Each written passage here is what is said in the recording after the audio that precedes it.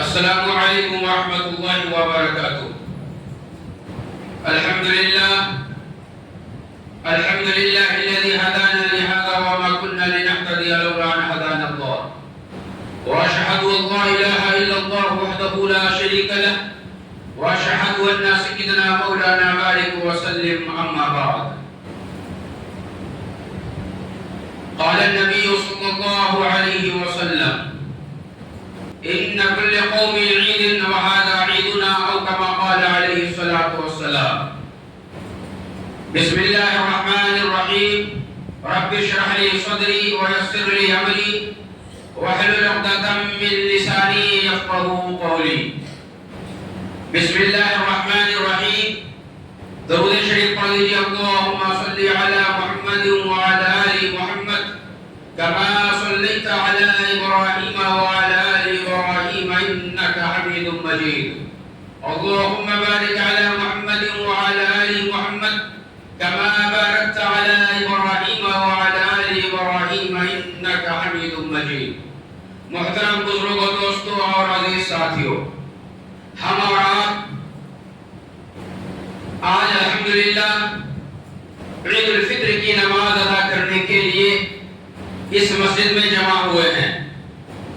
عید کا یہ مبارک دن جو اللہ تبارک و تعالی نے ہم تمام مسلمانوں کے لیے اور مسلمانوں میں سے ان لوگوں کے لیے جنہوں نے رمضان کے مہینہ کا احترام کیا، اللہ کا جو حکم رمضان میں مسلمان مرد و خواتین کے اوپر نافذ تھا، ان سبھوں کو جن لوگوں نے ادا کیا ہے، اللہ تبارک و تعالی نے ان سبھوں کو انعامات سے نوازنے کے لیے آج کا یہ مبارک دن رکھا ہے۔ میرے دوستو، انشاءاللہ آج میں آپ کے سامنے 3 چیزوں کے اوپر گفتگو کروں گا۔ سب سے پہلی بات یہ کہ عید کا پس منظر کیا ہے، یعنی یہ عید اللہ تبارک و تعالی نے ہم مسلمانوں کو کیوں کر عطا فرمایا، اور دوسرا یہ کہ عید کے دن ہم مسلمانوں کو کیا کرنا چاہیے، اور تیسری اس بات کے اوپر گفتگو کروں گا انشاءاللہ کہ عید ہم مسلمانوں کو کیا سبق دیتا ہے، کیا درس دیتا ہے، کیا سبق دے کر کے رخصت ہو رہا ہے۔ ان تمام چیزوں کے اوپر انشاءاللہ گفتگو کروں گا۔ پہلی بات، عید کا پس منظر کیا ہے، کہ عید اللہ تبارک و تعالی نے عید کا دن ہم مسلمانوں کو کیوں عطا فرمایا۔ تو میرے دوستو، اس کی وجہ یہ ہے، اس واسطے اللہ نے ہم مسلمانوں کو عید کا دن عطا فرمایا کہ عید کے دن سے پہلے مکمل 1 مہینہ جو رمضان المبارک کا مہینہ تھا، وہ مہینہ اللہ تبارک و تعالی نے تمام مسلمان مرد و خواتین کو عطا فرمایا، اور اس مہینے کے اندر اللہ تبارک و تعالی نے چند پابندیاں رکھ دی کہ اے مسلمانوں، اے میرے بندو، تم اس رمضان کے مہینہ میں صبح صادق سے پہلے تمہیں کھانا ہے، پھر اس کے بعد کھانے پینے کو مکمل طور پہ بند کر دینا ہے، پھر اس کے بعد پورا دن یوں ہی بھوکے رہنا ہے اور پیاسے رہنا ہے، پھر اس کے بعد جب سورج غروب ہونے کا وقت آئے، مغرب کا وقت جب شروع ہو، تو اب اللہ کا حکم آ گیا تھا کہ اب تمہیں کھانا پینا شروع کر دینا ہے۔ چنانچہ تمام مسلمانوں نے جن کو اللہ تبارک و تعالی نے توفیق سے نوازا، ان سبھوں نے روزے رکھے۔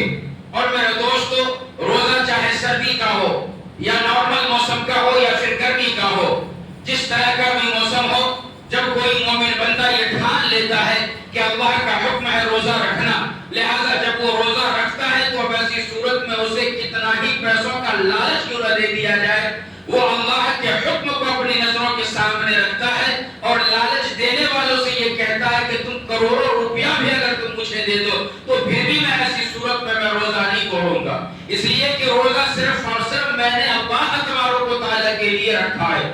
یہی وجہ ہے میرے دوستو کہ جب گرمی کا موسم ہوتا ہے، دوپہر کا وقت ہوتا ہے، کمرے کے اندر ایک روزہ رکھنے والا انسان تنہا اور اکیلا ہوتا ہے، سامنے فریج ہے، اس کے اندر باٹل پانی کا ٹھنڈا رکھا ہوا ہے، گرمی کی شدت کی وجہ سے پیاس لگ رہی ہے، وہ سوچتا ہے کہ بھائی میں اکیلا ہوں، فریج کے قریب جاؤں، ڈور کھولوں، اندر ہاتھ ڈالوں، باٹل نکالوں اور پانی پی لوں تو دوسرا کوئی بھی اسے دیکھنے والا نہیں ہے، لیکن پھر اچانک خیال آتا ہے کہ این اللہ، اللہ کہاں گیا، اللہ تو دیکھ رہا ہے، جس کے لیے ہم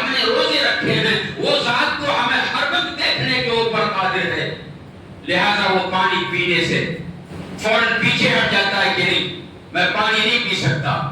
اور اس کے علاوہ میرے دوستو روزہ اس حال میں وہ رکھ لیا، مغرب کا وقت ہے، بدن ٹوٹا ہوا ہے، افطار کا حکم آیا، افطار کی دعا پڑھ کر کے اس نے افطار کی، اب اس کے بعد مغرب کی نماز پڑھ کے گھر کو گیا ہے، کچھ کھانا کھایا ہے، بدن میں سستی ہے، تھکاوٹ ہے، بستر کے اوپر وہ لیٹا ہے کہ چلو اب آنکھ لگنے والی ہے، نیند ہلکی ہلکی آ رہی ہے کہ اچانک مسجد کے کیا کہتے ہیں مسجد سے آواز آتی ہے حی علی الصلاۃ، حی علی الصلاۃ، آ جاؤ نماز کے لیے، حی علی الفلاح، آ جاؤ کامیابی کی طرف۔ چنانچہ جب یہ آواز ایک مسلمان روزہ دار کے کان کے اندر پڑتی ہے تو ایسی صورت میں وہ اپنے نیند کو مکمل طور پر پیچھے چھوڑتا ہے اور یہ کہتا ہے کہ نہیں اب سونے کا وقت نہیں ہے، اب مسجد کی طرف دوڑ کر کے جانے کا وقت ہے۔ چنانچہ تمام سستیوں کو، تمام کاہلی کو، تمام پریشانیوں کو وہ پیچھے چھوڑا کرتا تھا اور پھر اس کے بعد وہ مسجد کی طرف دوڑتا، عشاء کی نماز پڑھتا، عشاء کی نماز پڑھنے کے بعد 20 رکعت نماز تراویح کے اندر اس نے قرآن کریم کو سنا اور سنایا ہے میرے دوستو، باوجود اس کے کہ تکلیف ہے، پریشانی ہے، تھکن ہے، لیکن اس کے باوجود چونکہ اللہ کا حکم تھا ہمیں یہ ادا کرنا ہے، اس نے یہ ادا کیا۔ اب تھکا ہارا انسان 20 رکعت تراویح پڑھ کر کے اپنے گھر میں گیا، بھوک لگی ہوئی تھی، کچھ کھایا، طبیعت بوجھل ہو گئی، نیند آنے لگ گئی، بستر کے اوپر گیا، میٹھی نیند سو گیا۔ جب رات کے 3 بجے، صبح کے 4 بجے الارم اس نے لگایا تھا کہ ہمیں سحری کے لیے اٹھنا ہے، الارم نے اپنی گھنٹی بجائی، پھر اس کے بعد آنکھ کھلی، بستر کے اوپر سویا ہوا ہے، سستی ہو رہی ہے، تھکن محسوس ہو رہی ہے، آنکھ کھل نہیں رہی ہے، لیکن اس کے باوجود ہم مسلمانوں نے، روزہ رکھنے والوں نے تمام تھکن کو دور کیا، نیند کو قربان کیا اور پھر اٹھے اور سحری کرنے کا انتظام کرنے لگے۔ اب میرے دوستو اتنا زیادہ قربانیاں رمضان کے مہینہ میں ایک روزہ رکھنے والوں نے دی ہے کہ سحری کرنے کے بعد اسے نیند آ رہی ہے، وہ بستر پہ آرام کرنے لگ گیا کہ پھر آواز آتی ہے حی علی الصلاۃ، الصلاۃ خیر من النوم، کی نوم کی آواز جب مسلمانوں کے کان کے اندر پڑتی ہے کہ بھائی کیا کہتے ہیں الصلاۃ خیر من النوم، کہ نماز نیند سے بہتر ہے، چنانچہ وہ بستر سے اٹھتا ہے، مسجد کی طرف جاتا ہے، نماز ادا کرتا ہے۔ ان تمام قربانیوں کو اللہ تبارک و تعالیٰ نے دیکھا اور دیکھنے کے بعد پھر اللہ تبارک و تعالیٰ نے ارشاد فرمایا مدنی کریم صلی اللہ علیہ وسلم نے کہ ایسے ہی روزے داروں کے لیے اللہ تبارک و تعالیٰ کا پاک مبارک ارشاد ہے، آپ نے ارشاد فرمایا الصوم لی وانا اجزی بہ، کہ روزہ میرے لیے ہے اور میں ہی اس کا بدلہ دوں گا۔ ہر عبادت کا بدلہ میرے دوستو اللہ تبارک و تعالیٰ فرشتوں کے ذریعے سے دلواتا ہے، لیکن میرے دوستو جب بات روزے کی آتی ہے تو اللہ تبارک و تعالیٰ نے کہا کہ اتنی بڑی قربانی روزہ کا انسان رکھا ہے، لہذا میں خود اس کا بدلہ دوں گا یا پھر میں خود اس کا بدلہ ہوں۔ جس چیز کا بدلہ خود اللہ تبارک و تعالیٰ ہو اس کے بارے میں میرے دوستو کیا کہا جا سکتا ہے؟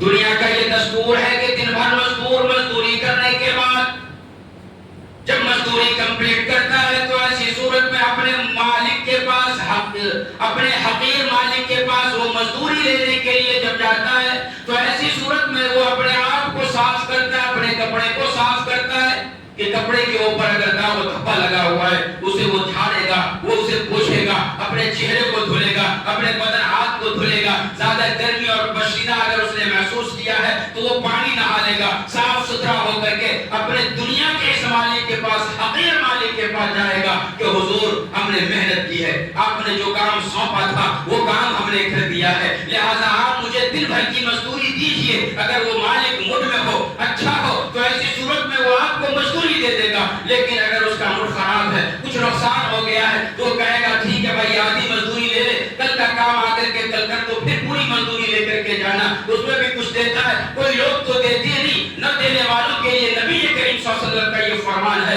آقا صلی اللہ علیہ وسلم نے ارشاد فرمایا وہ لوگ کان کھول کر کے سنیں جو اپنے پاس کام کرنے والوں کو ستاتے ہیں، نبی کریم صلی اللہ علیہ وسلم نے ارشاد فرمایا کہ مزدور کا پسینہ خشک ہونے سے پہلے ان کی مزدوری کو ادا کر دو۔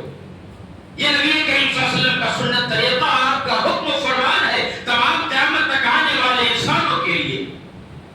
لہذا میں تمام لوگوں سے یہ کہنا چاہتا ہوں کہ جو اپنے پاس میں مزدوروں کو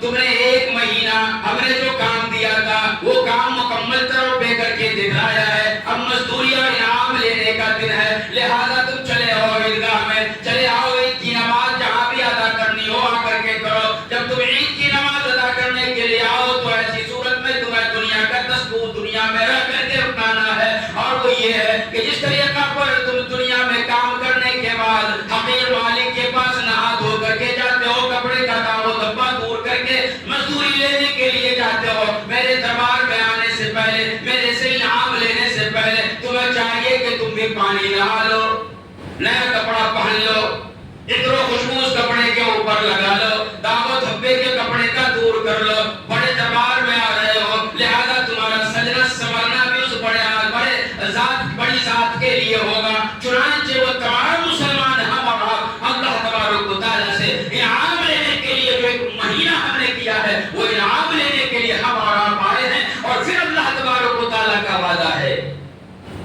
تمام روزے داروں کے لیے، کیا وعدہ ہے؟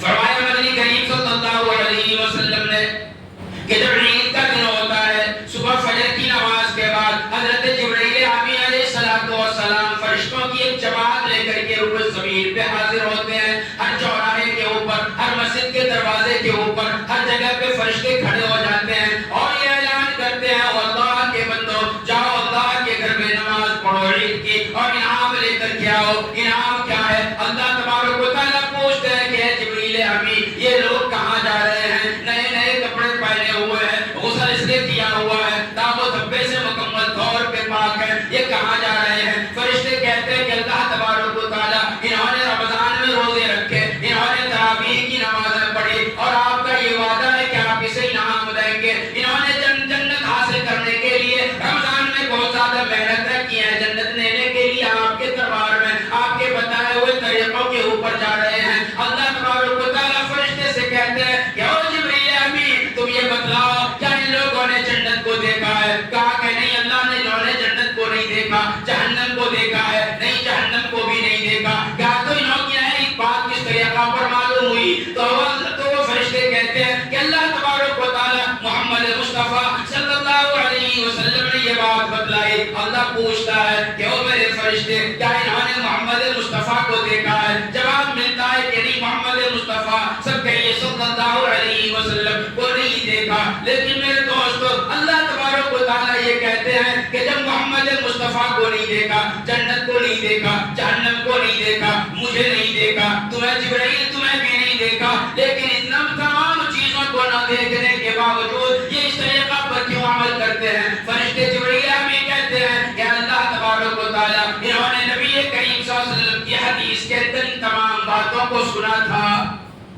تو اللہ یہ کہتے ہیں کہ سننے کے بعد صرف سننے کی وجہ سے ان سبوں کو اتنا یقین آ گیا کہ انہوں نے پورا رمضان کا مہینہ پورے آداب کے ساتھ نبی کریم صلی اللہ علیہ وسلم کے بتائے ہوئے طریقوں کے اوپر عمل کیا۔ لہذا میرے فرشتوں تم سب کے سب گواہ رہو، مجھے میرے عزت و جلال کی قسم ہے جتنے بھی لوگ جنہوں نے رمضان کا احترام کیے، عید کی نماز کے لیے عیدگاہ میں آئے ہیں، مساجد میں آئے ہیں، جب یہ عید کی نماز پڑھ کر کے واپس جائیں گے تو ان کے تمام اگلے پچھلے گناہوں کو اللہ تبارک و تعالیٰ معاف فرما دے گا۔ تو ہمارا انشاءاللہ آج بخشائے جائیں گے۔ یہ انعام یاد رکھیے ان لوگوں کے لیے جنہوں نے کام کیا ہے۔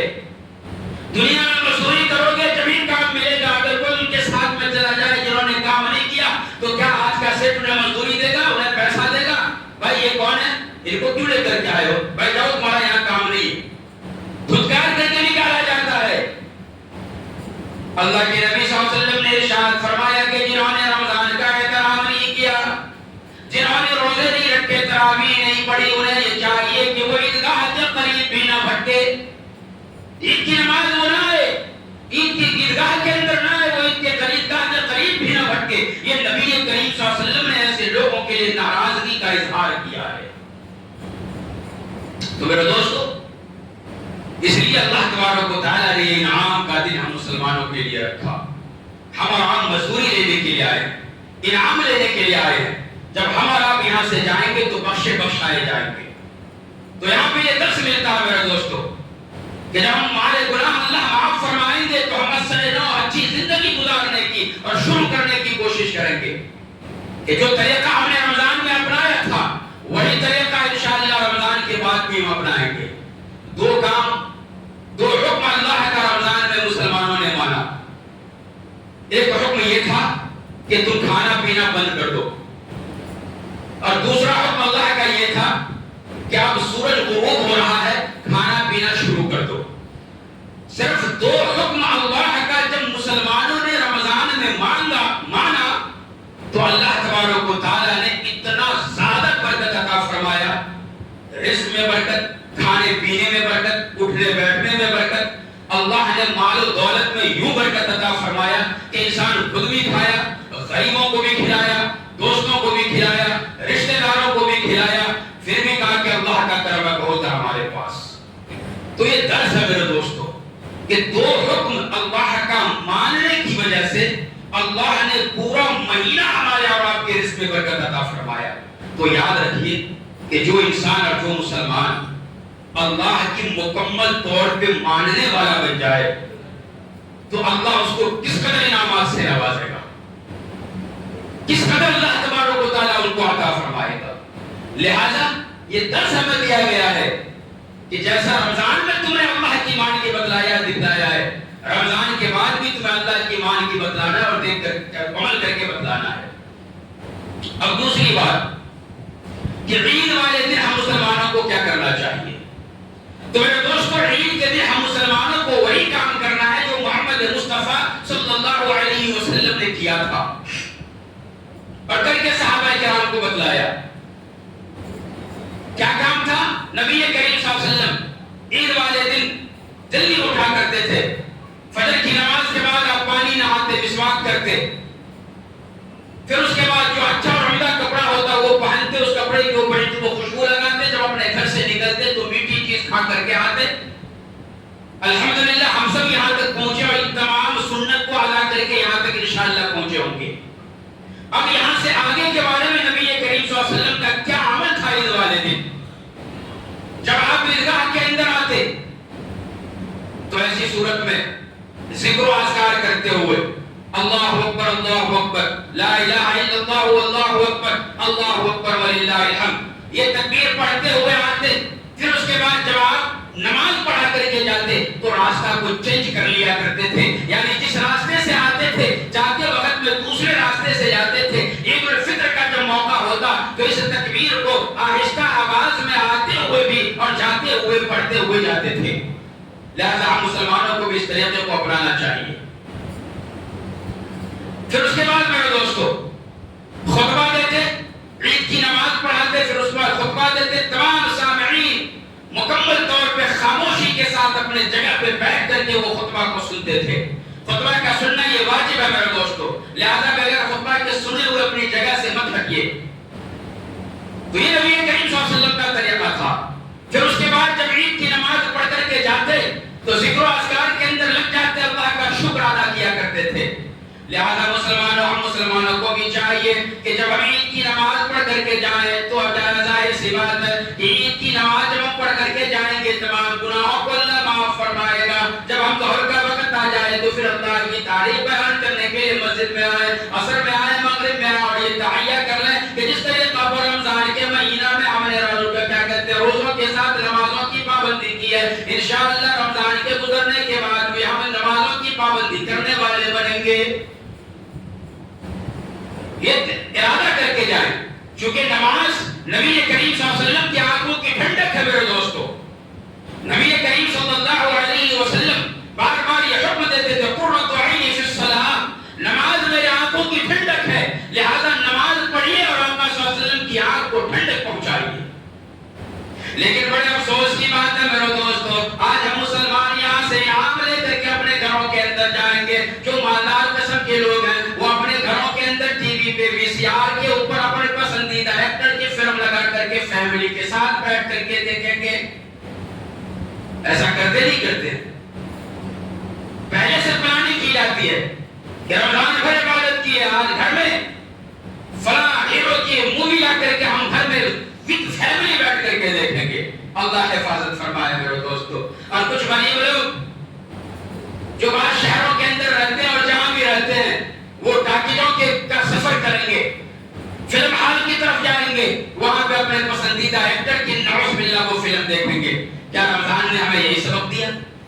درس دیا.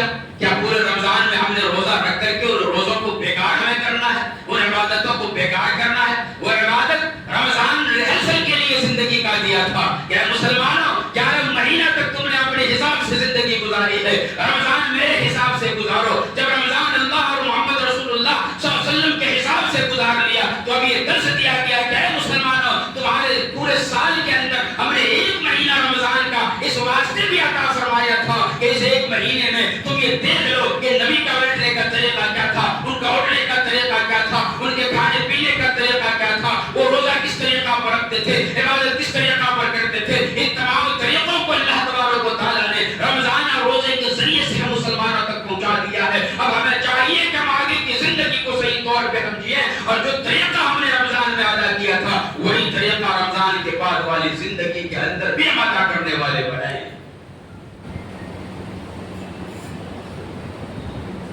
میرے دوستو, یاد رکھیے موت و حیات کا وقت متعین نہیں ہے.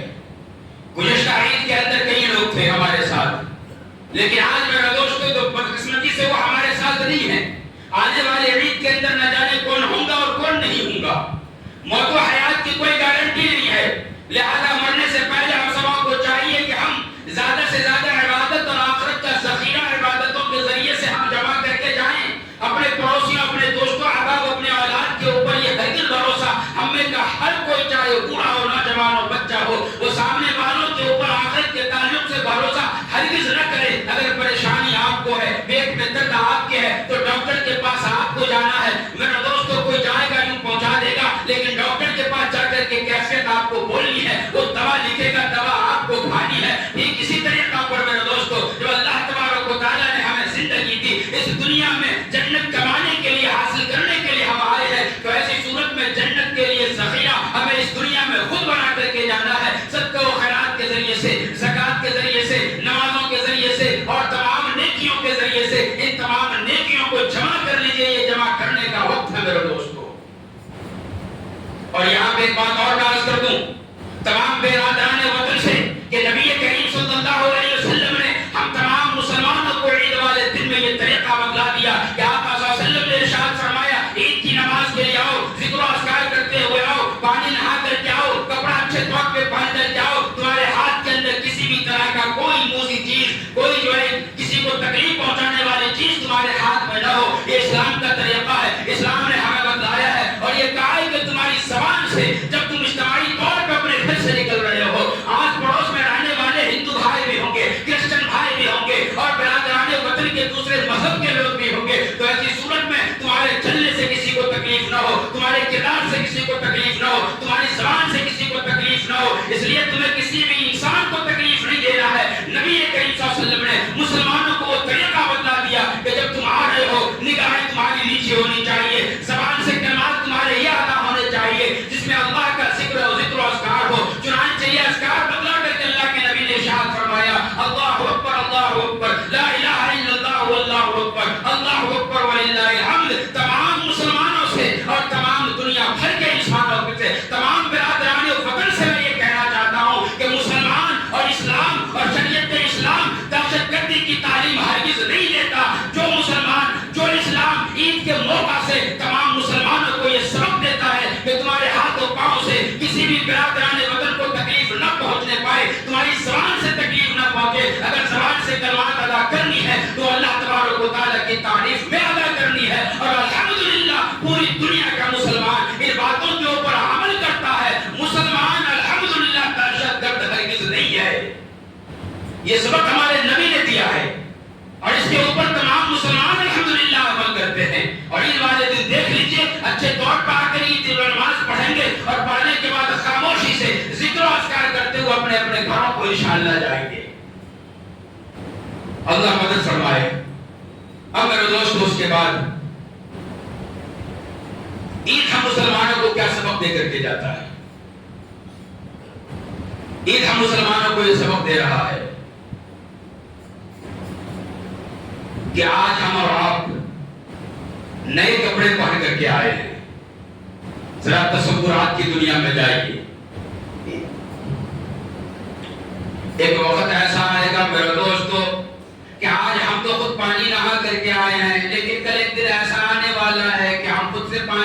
نہائیں گے بلکہ پانی نہلایا جائے گا۔ آج ہم خود سے نئے کپڑے پہن کر کے آئے ہیں، لیکن اس دن پانی لہرا دینے کے بعد ہمیں کفن کا کپڑا پہنایا جائے گا۔ آج ہم نے اپنے کپڑوں کے اوپر اتنا خوشبو لگائی ہے، اس دن ہمارے اس کپڑے کے اوپر ہمارے رشتہ دار اتنا خوشبو لگائیں گے۔ آج ہم خود سے چل کر کے آئے ہیں، اس دن ہم کسی کے کاندھے پہ سوار ہو کر کے آئیں گے۔ آج ہم نے آ کر کے 2 رکعت ابھی انشاءاللہ نماز ادا کرنی ہے، اس دن ہم نماز ادا کریں گے نہیں بلکہ ہماری نماز پڑھا دی جائے گی۔ یہ ہر کسی کے ساتھ یہ معاملہ ہونا ہے۔ آج ہم نئے کپڑے اس طریقہ پر پہنے ہیں، بدل کے دار و دبر کو ہم نے دور کیا ہے۔ ان تمام چیزیں ہمیں آخرت اور مرنے کا تصور دیتا ہے کہ جب انسان مر جاتا ہے تو خود نہاتا نہیں، اسے نہلایا جاتا ہے۔ جب انسان مر جاتا ہے تو خود وہ نیا کپڑا پہنتا نہیں، اسے پہنایا جاتا ہے۔ اس کپڑے کے اوپر وہ خود اتنا لگاتا نہیں بلکہ رشتہ دار اور دوستوں احباب کپڑے بہتر لگاتے ہیں، خود وہ چل کر کے آتا نہیں عیدگاہ کے اندر یا پھر نماز جنازہ کے اندر مقام کے اندر، بلکہ اسے کاندھے کے اوپر رکھ کر کے لایا جاتا ہے اور وہ خود نماز نہیں پڑھتا بلکہ اس کی نماز پڑھا دی جاتی ہے۔ میرے دوستو، آج عید کے اندر ہم یہ خوش ہو کر کے کپڑے پہن کر کے ہم یہ خوش نہ ہو جائیں کہ بھائی ہم بہت بڑا کام کر رہے ہیں، بہت بڑی تیر ہم نے مار دی۔ یہ آخرت کا تصور ہم مسلمانوں کو دے رہا ہے۔ اور نبی کریم صلی اللہ علیہ وسلم نے ارشاد فرمایا کہ ہمارے پاس چاہے وہ خوشی ہو یا غم ہو، اسلام کے اندر اعتدال میں رہنا ہے، درمیانی صورت کو اختیار کرنا ہے۔ اگر غم آ جائے تو غم کے اندر بھی ہمیں اعتدال میں اختیار کرنا ہے، کپڑے پھاڑنا نہیں، رونا چیخنا چلانا نہیں ہے۔ اگر خوشی کا موقع ہے تو اعتدال میں رہنا ہے، خوشی میں ہم غیروں کی طرح ناچنا کودنا گانا بجانا کچھ بھی نہیں کرنا ہے۔ فرمایا نبی کریم صلی اللہ علیہ وسلم نے کہ جب مکہ سے ہجرت کر کے آقا صلی اللہ علیہ وسلم مدینے کے اندر تشریف لے گئے تو وہاں پہ دیکھا کہ کچھ لوگ 2 طرح کا تہوار مناتے ہیں، اس کے اندر ناچتے کودتے اور گاتے ہیں۔ آقا صلی اللہ علیہ وسلم نے ارشاد فرمایا کہ یہ کیا ہے؟ تو لوگوں نے کہا کہ میرے محبوب صلی اللہ علیہ وسلم زمانے جاہلیت میں، یعنی آپ کے نبی بننے سے پہلے جو ہم دنیا میں تھے تو ایسی صورت میں یہ 2 بیکار کے کام ہم کیا کرتے تھے، اسی سلسلہ کو ہم جاری رکھے ہوئے ہیں۔ نبی کریم صلی اللہ علیہ وسلم نے ارشاد فرمایا کہ میرے صحابیوں، اب ان 2 کاموں کو چھوڑو، ان کے بدلے میں 2 عید اللہ تبارک و تعالیٰ نے ہم سب کو عطا فرما دیا ہے۔ وہ 2 عید کیا ہے؟ وہ ایک عید الفطر ہے، دوسرا عید القربانی ہے۔ لہو و لعب سے اللہ تبارک و تعالیٰ نے، اللہ کے نبی نے ہم سب کو معاف اور دور فرمایا ہے، میرے دوستو معاف فرمایا ہے۔ لہذا یہ عید ہم تمام مسلمانوں کو پیغام دیتا ہے کہ ہمیں چاہیے کہ جو طریقہ ہم نے رمضان کے مہینہ میں اختیار کیا وہی طریقہ ہمیں رمضان کے بعد بھی اختیار کرنا ہے۔ ایک بادشاہ کا واقعہ میں بارہا سناتا ہوں، ابھی وقت ہے 2-4 منٹ میں سنا دیتا ہوں تاکہ بات صحیح طور پہ سمجھ میں آ جائے۔ میرے دوستو، ایک بادشاہ کے پاس ایک نوکر اس کا کام کرتا تھا، نوکر کا نام شپو تھا۔ جب وہ شپو تھا وہ کام کرتا تھا تو ایسی صورت میں بادشاہ نے ایک دفعہ اس کو کچھ کام سے بھیجا، پیسہ دیا کہ جاؤ کچھ کام کر کے آؤ، سودا لے کر کے آؤ۔ چنانچہ وہ سودا لے کر کے آیا، ان کے پاس کچھ پیسے بچ گئے تو اس نے پیسے کو اپنے پاس رکھ لیا، وہ پیسہ بچا لیے یا پھر تنخواہ میں سے جو پیسے ملا کرتا تھا وہ خرچے کے بعد جو بچتا تھا اس پیسے کو وہ جمع کرتا تھا۔ وہ جمع کرنے کے لیے ان کے پاس بائک نہیں تھا، گھر کے اندر کوئی جگہ نہیں تھی، نوکر آدمی تھا، تو ایک جھاڑ کا اس نے انتخاب کیا۔ بادشاہ سلامت کے دربار کے اندر وہ جھاڑ تھا، وہاں پہ جاتا، زمین کھود کر کے درہم کو رکھ دیتا۔ 1 ہفتے کے بعد اور کام کرنے کے بعد پیسے ملے، وہاں پہ جا کر کے پھر زمین کو کھودا، پیسے کو وہاں رکھے۔ 1 مہینے کے بعد وہ پیسہ گنتی کر رہا ہے تو اس نے دیکھے کہ بھائی یہ 10 درہم ہو گئے ہیں۔ 10 درہم کافی زیادہ رقم ہوا کرتا تھا اس وقت میں۔ اسی درمیان میں بادشاہ نے اس کو آواز دی، شپو ادھر آؤ۔ تو وہ کہتا ہے بھائی میرے پاس تو 10 درہم آ گئے، میں اب شپو نہیں رہا، میرا نام شہاب ہے، لہذا مجھے شہاب کہہ کر کے بلایا جائے۔ تو اس نے کہا کہ بادشاہ سلامت، میرا نام شپو نہیں ہے، میرا نام شہاب ہے، اب مجھے شہاب کہہ کر کے بلائیے۔ بادشاہ نے کہا کہ اچھی بات ہے۔ 1 ہفتے کے بعد اور پیسے جمع ہو گئے، وہ جھاڑ کے پاس رکھنے کے لیے گیا تو بادشاہ نے کہا شہاب ادھر آؤ۔ تو پیسہ گنتی کرنے کے بعد اس نے دیکھا کہ بھائی 20 درہم ہو گئے، اب میں شہاب بھی نہیں رہا۔ کہا کہ بادشاہ سلامت، میرا نام شہاب نہیں، میرا نام شہاب الدین ہے، آپ مجھے شہاب الدین کہہ کر کے بلائے۔ بادشاہ نے کہا کہ اچھی بات ہے۔ چند دنوں کے بعد اور پیسے جمع ہو گئے اور جب وہ جھاڑ کے پاس گیا پیسہ گنتی کرنے کے تو 30 درہم ہو گئے تھے تقریباً۔ بادشاہ نے کہا شہاب الدین ادھر آؤ. تو شہاب الدین نوکر کہنے لگا کہ بھائی میں 30 درہم کا مالک ہو گیا ہوں, اب میں شہاب الدین بھی نہیں رہا. بادشاہ سلامت آپ مجھے شہاب الدین نہ کہیں بلکہ شہاب الدین صاحب کہہ کر کے بلائے. تو بادشاہ نے کہا کہ ارے بھائی یہ کیا بات ہے, شبو سے شہاب ہوا یہاں تک صحیح تھا, شہاب سے شہاب الدین ہوا یہ بھی صحیح تھا, اب صاحب خود میں صاحب ہوں اور میں اپنے نوکر کو ان کے نام میں صاحب لگا کر کے بولوں, ایسا تو نہیں ہو سکتا, کچھ نہ کچھ دال میں کالا ہے. چنانچہ اس نے دیکھا کہ آنے کے بعد جھاڑ کے پاس جاتا ہے, یہاں کچھ نہ کچھ تو انہوں نے چھپا کر کے رکھا ہے. چنانچہ نوکر جب باہر چلے گیا, جھاڑ کے پاس بادشاہ سلامت پہنچے, مٹی ہٹا کر کے دیکھا تو ارے بھائی ایک نہیں بلکہ 30 درہم رکھے ہوئے. کہا کہ یہ ہے ان کے صاحب بننے کا راز. بادشاہ نے پورے دراہم اپنے پاس جمع کر لیے. اب شہاب الدین صاحب باہر سے آتے ہیں, کچھ پیسے بچے, جھاڑ کے پاس گئے اور جا کر کے دیکھا, مٹی ہٹائی, خوش ہو کر کے تو دیکھا کہ ایک بھی درہم نہیں ہے. اسی درمیان میں بادشاہ نے آواز دی شہاب الدین صاحب. تو بیچارہ یہ شہاب الدین صاحب رونے لگے اور کہنے لگے کہ بادشاہ سلامت میں اب صاحب نہیں رہا, میں پہلے بھی شبو تھا اور آج بھی شبو ہوں. رب کائنات کی قسم ہے میرے دوستو, یہ واقعہ سنانے کا منشا یہ ہے کہ رمضان المبارک سے پہلے ہم تمام کے تمام مسلمان شبو تھے. جب رمضان کا پہلا عشرہ آیا, ہم نے اللہ کی عبادت کی, روزے رکھے, ذکر و اذکار کیے, تراویح کی نماز پڑھی. پہلا عشرہ جب گزرا تو اللہ تبارک و تعالیٰ نے ہم سبا کو شبو سے شہاب بنا دیا. پھر اس کے بعد دوسرا عشرہ آیا, اس کے اندر ہم نے مزید اللہ کی عبادت کی, تراویح پڑھی, ذکر و اذکار کیا. تو ایسی صورت میں دوسرا عشرہ نکلنے کے بعد ہم تمام مسلمانوں کو اللہ تبارک و تعالیٰ نے شہاب سے شہاب الدین بنا دیا. پھر اس کے بعد جب تیسرا عشرہ آیا تو اور اللہ کی عبادت ہم نے کیا, اور زیادہ اضافہ عبادتوں نے کر دیا. تیسرا عشرہ گزر گیا, عید والا دن اب جب آیا تو ایسی صورت میں ہم اور آپ جب یہاں سے جائیں گے تو اللہ تبارک و تعالیٰ ہم سب کو شہاب الدین سے شہاب الدین صاحب کا لقب لے کر کے اپنے اپنے گھروں کو بھیجیں گے. تو اب میرے دوستو کیا فرض بنتا ہے کہ جب صاحب کا لقب اللہ نے ہم سب کو انشاءاللہ بھی عطا فرمانا ہے تو اس صاحب کے لقب کو ہمیں باقی رکھنا ہے یا پھر چھوڑ دینا ہے. اگر ہم اس صاحب کے لقب کو باقی رکھنا چاہتے ہیں تو ایسی صورت میں ہمیں وہ طریقہ اپنانا ہے جو رمضان کے مہینے میں ہم اپنے طریقہ اپنایا کہ اللہ کا ذکر و اذکار, ان کی عبادت ہمیں کرنی ہے. لیکن اگر ہم نے اس طریقے کو چھوڑ دیا, من مرضی ہم نے گزاری, اللہ کی مرضی کو چھوڑا, اپنی مرضی سے رمضان کے بعد ہم نے اپنی زندگی کو گزارنی ہے, تو ایسی صورت میں ہم سب کو بھی یہی کہنا پڑے گا کہ بھائی ہم پہلے بھی شبو تھے اور آج بھی شبو ہیں. لہذا میرے بھائی ہمیں چاہیے کہ اللہ تبارک و تعالیٰ نے یہ مبارک مہینہ جو ہمیں دیا تھا وہ چلا گیا, رخصت ہو گیا. جو طریقہ ہم نے وہاں اپنایا تھا وہی طریقہ انشاءاللہ ہم سب کو ابھی اپنانا ہے. اللہ تعالیٰ ہم سب کو کہنے اور سننے سے زیادہ عمل کی توفیق عطا فرمائے. آمین. وآخر دعوانا الحمدللہ رب العالمین.